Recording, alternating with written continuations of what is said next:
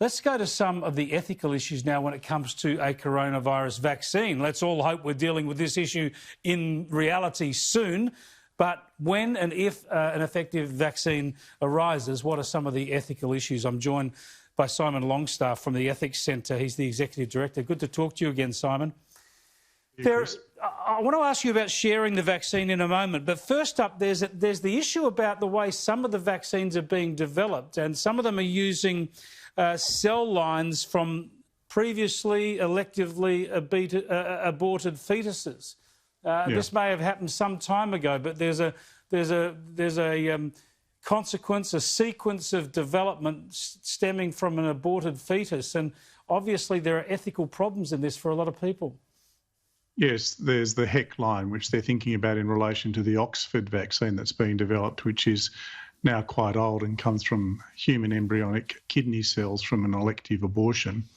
And for some people, notably those who believe that all human life is sacred, the notion that they might be deriving some benefit from such a source is deeply problematic, and some would say even against their conscience.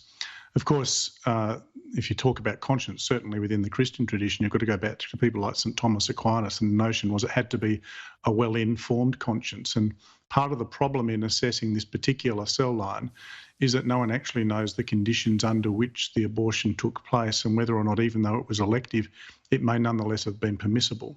So you've got an element of ignorance here about what the actual source is, and I think that in that case people have got to be careful not to rush too quickly to judgment about its application. The other ethical questions, I suppose, are that abortion happened some time ago.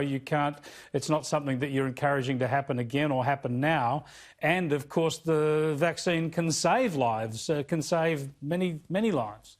Yeah, and even if it was elective, it may have been for a legitimate purpose, and therefore the fact that this material that's been produced from the aborted fetus is now being used to save lives is something very important in the calculation one makes about the ethics of this. It's not as if the material was just thrown away. It's actually been used for life-saving purposes.